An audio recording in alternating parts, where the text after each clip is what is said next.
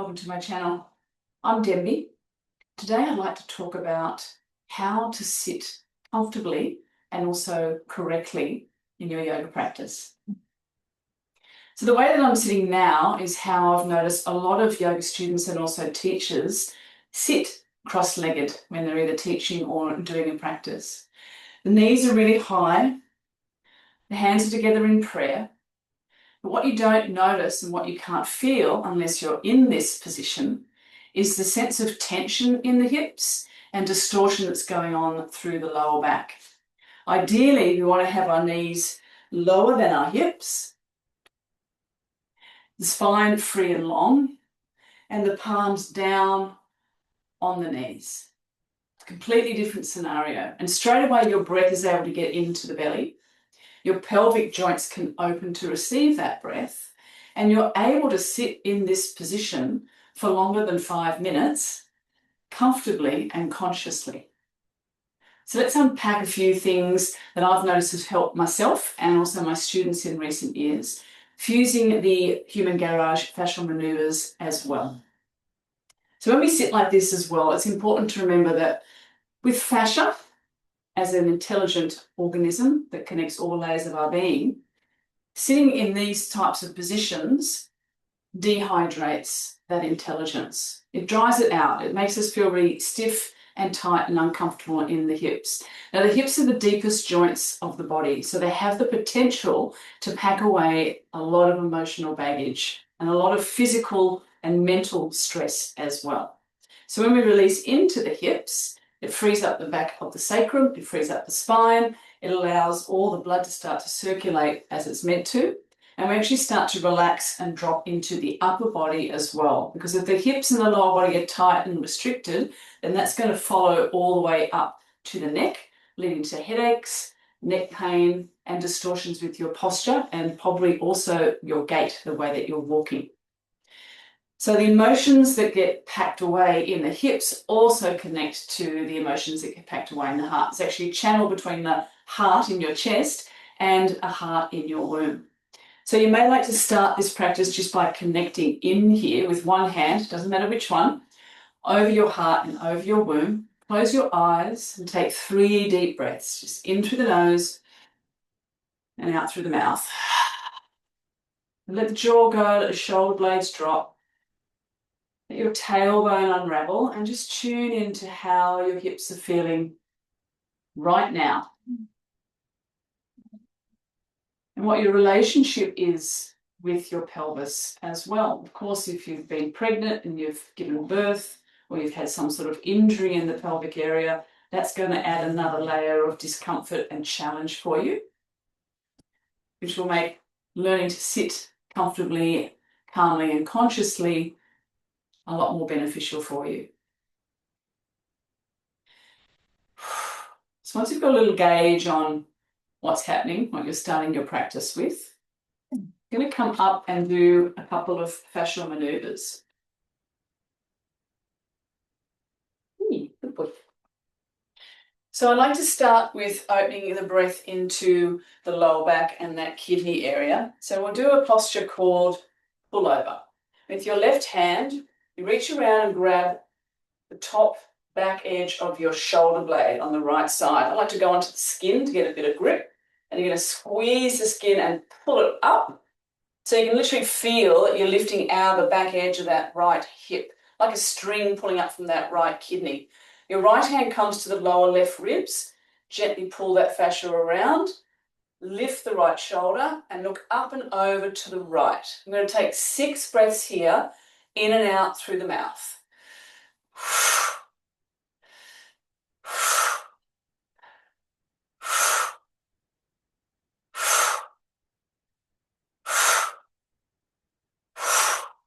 Just get a sense of how that feels for you. We're going to go a little deeper now. Going to bend the knees slightly. Tilt the pelvis a little bit just so you can feel where that opens the breath into that lower right back area. Lift the right shoulder a bit more and now draw up through your sex organs and switch on your pelvic spinal lock. And again, 6 deep breaths in and out through the mouth.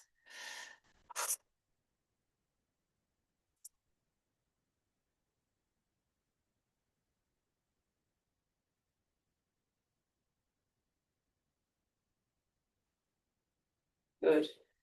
I'm going to try something a little deep here now. So keep the pelvic lock on. Take a deep breath in. Hold that breath. Lift the right shoulder and take it up and over towards the left, still looking up to the right. Exhale fully here through the mouth. And now 6 breaths in through the nose, out through the mouth. Still feeling that stretch. Just letting the mind relax into the breaths.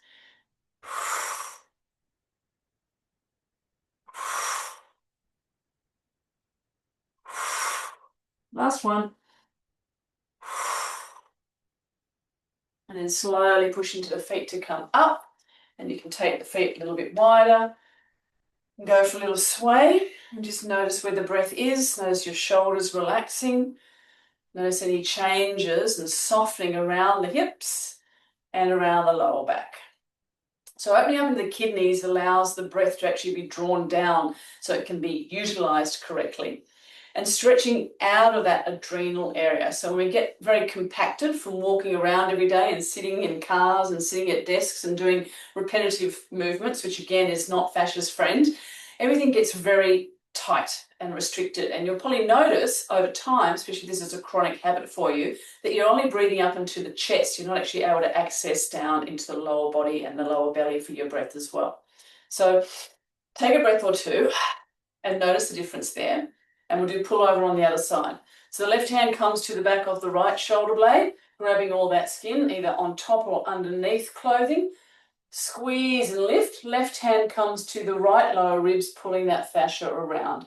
And then we lift that left shoulder like we're pulling out of a little string from that left kidney and look up and over to the left. 6 breaths here, in and out through the mouth.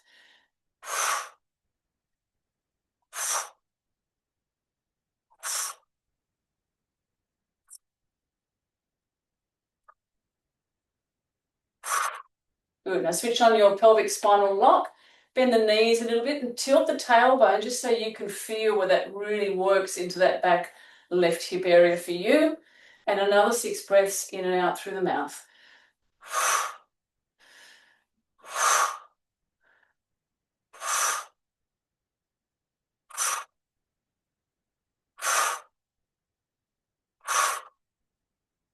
Good. Take one more breath in and hold this one. And then taking that left shoulder all the way down over to the right side, still looking up to the left, and exhale through the mouth. Now 6 breaths here, in through the nose, out through the mouth.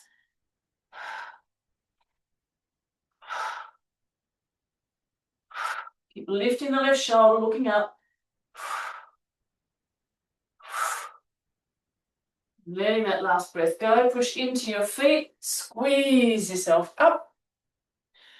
You might get a bit of a head rush. You might notice breath and blood moving through the lower back. Turn the head from side to side slowly. You can go for a little walk and just see how the weight is going down through the legs and through the pelvis, into the feet. And the breath again, noticing if you can get a little bit higher, a little deeper, a little bit more into the sides of the body and certainly around the lower back and into those kidney adrenal areas. So another fascial manoeuvre that makes a big difference with how we are able to sit comfortably is working into the psoas, which is a muscle that attaches from the upper back around about T12, the thoracic 12, comes down through the abdominals and branches out, fanning on the inside of your hip bone, and then a thinner, longer piece coming down through the hip bone and into the inside of your upper thigh bones. So it splits off into 2. It's the only muscle that connects your upper and your lower body, and it's probably the most biointelligent muscle that we have. All your nerve plexuses move through that, all the nerve and the nadi meridian points run through it as well. And ideally, we want the psoas to feel like, like a filet mignon, nice and bloody and supple and juicy. Most of us experience tension in the hips and tightness in the lower back, more like beef jerky. So getting the blood and the oxygen into this muscle in particular makes a huge difference to how comfortably you can sit cross-legged, and also in Baddha Konasana when you have the soles of the feet together and the knees wide. It essentially allows all the stuff that you might have been holding around your belly and in your heart to drop and release. So we'll bring the fingers to the right side first. Find your belly button, your right hip bone, about midway point there. pushing your fingers in as firmly as you can. You'll feel a bit of resistance. Probably goes in about 1 inch or so. And then you want to pull the skin up really firmly. Again, you can do this on your skin if you prefer, and it gives a bit of grip. You want to have like a burning and a tearing sensation. The skin's not going to tear, but you want that intensity.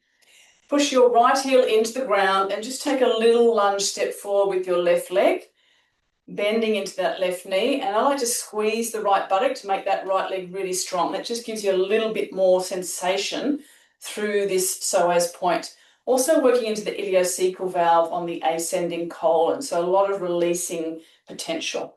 Lift the shoulders, shrug them down, and just looking up to kind of like the join of the wall and the ceiling. So you stretch the throat and the neck, but not too extremely. I'm going to take 6 deep breaths here, in and out through the mouth. Pushing in and pulling that skin up.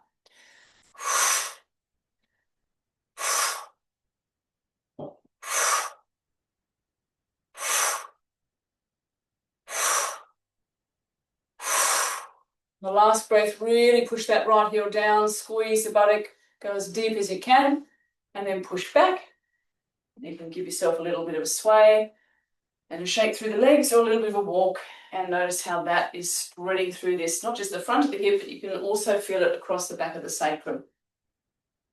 Always got one side of our body that's a little bit tighter, where we pack things away unconsciously, so be mindful and compassionate as you do these movements as well. Thanking our body for showing up for us every day as she or he does. So we'll do the left side now, working into the sigmoid colon, but also the left psoas points. From the belly button to the left hip bone, midway, pushing in about 1 inch or so again, pulling that skin up and anchoring the left heel now, stepping the right foot forward in a little bit of a lunge. So I like to squeeze the buttock again on the left leg, make that leg really strong. Push in, lift the heart, shrug the shoulders, and just looking up for a little stretch through the throat. And again, 6 deep breaths in and out through the mouth.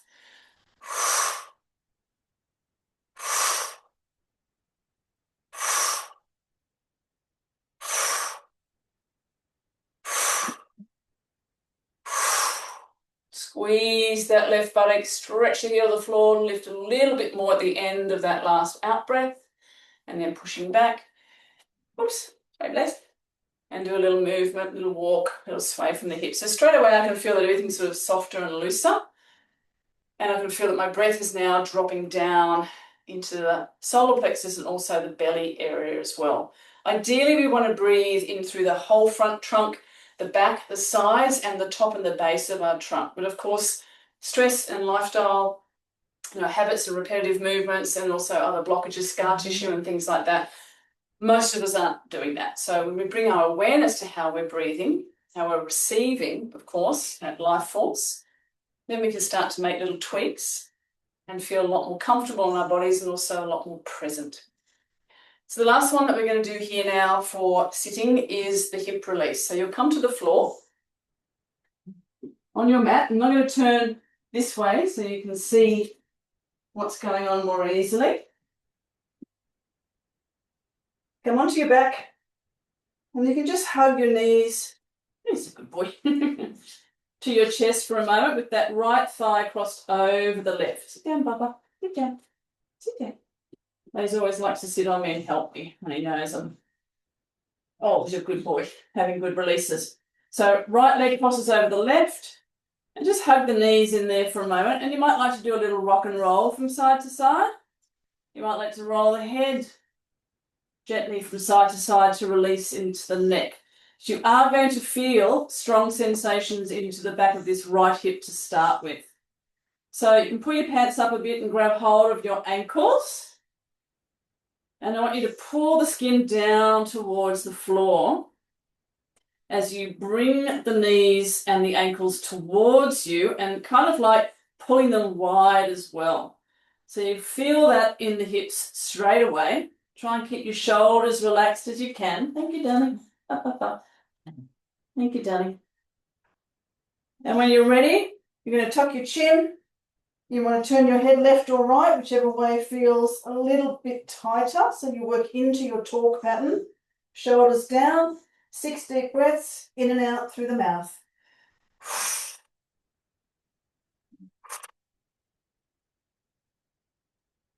Let the belly and the hips go.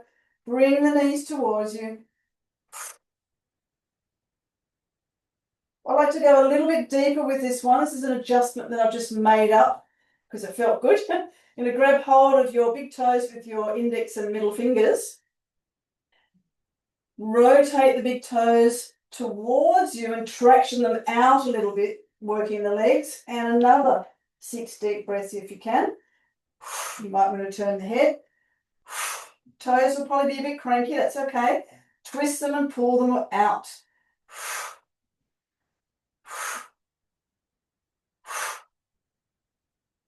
And if you can do another 6 breaths, rotate the toes away from you, pulling them again.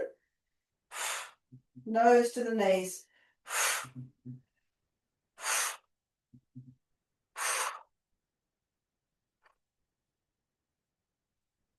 And then gently release. Come down, maneuver away from beautiful animals, and then just hug the knees in there and go for a little rock and roll if you like, or you can release the legs, feet on the floor, and let the knees tip into touch. And just relax there with your arms out to the sides. And again, you can roll across the skull if you want to. And just observe what's happening there.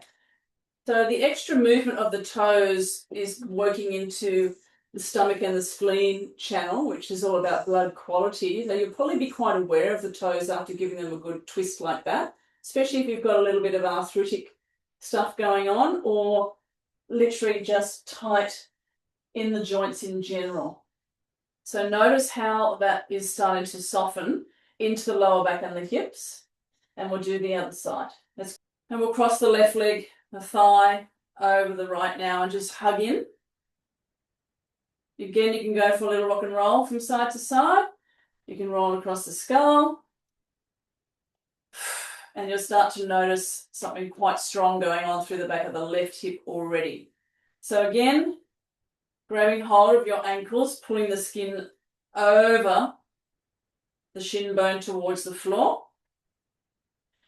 Hugging the knees in, ankles towards you and kind of tractioning out. And then when you're ready, sit up, turn your head whichever way you want to for those first 6 breaths, in and out through the mouth.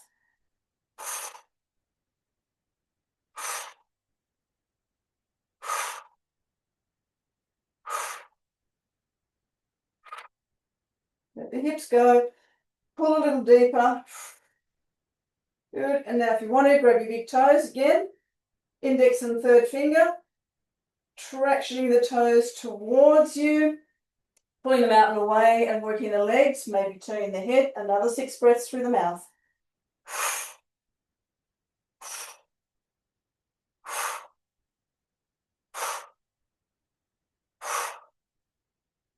And the final 6 if you can, turn the toes the other way, traction them out, nose to the knee.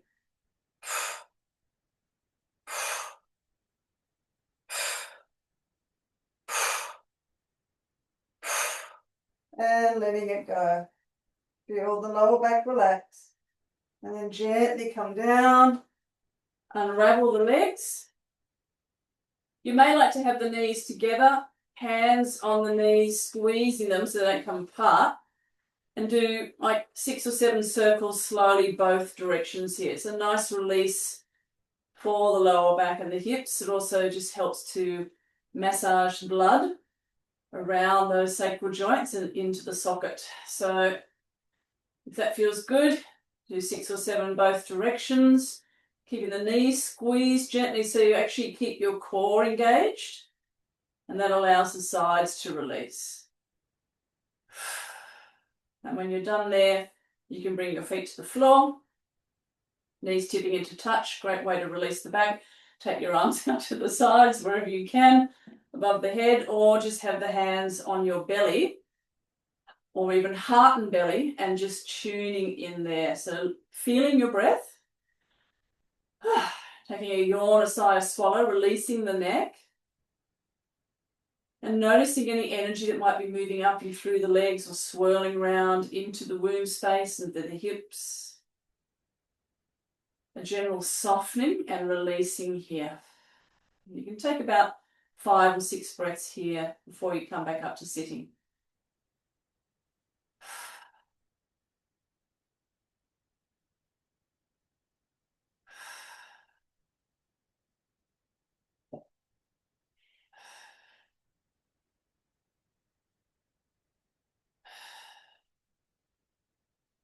And when you are ready to move, just move gently. Scoot the hips to one side. Roll onto your side using your hands. Just take your time to integrate because a lot of that work can be pretty deep.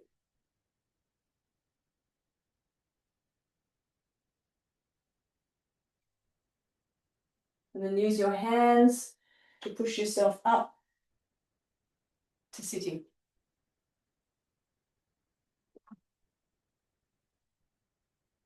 Wait. And then coming back into your seated position. So noticing how that feels in the hips. You might want to bring the other leg in front and just see which one is more comfortable there.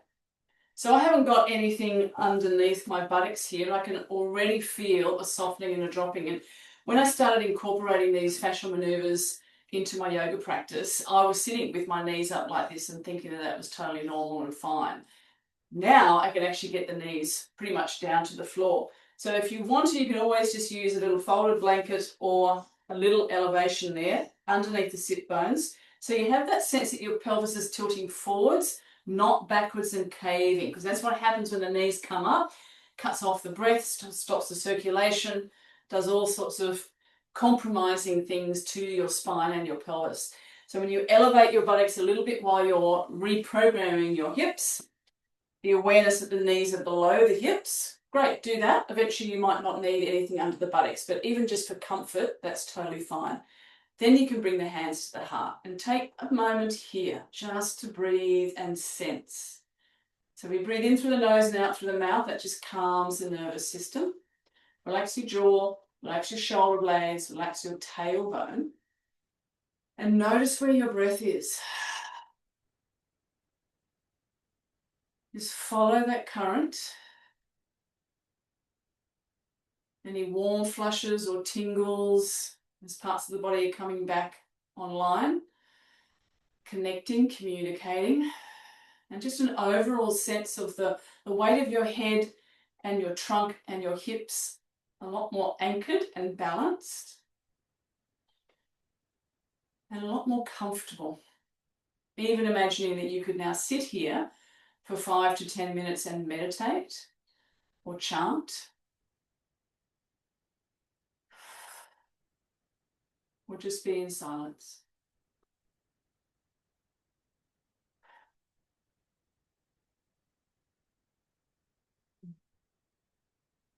I hope it's helped you practice this a couple of times during the day with your dog or animal friends and they're lending you love and support. Let me know how you experience this in the comments. I'd love to hear your feedback as well. I'll see you next time. Namaste.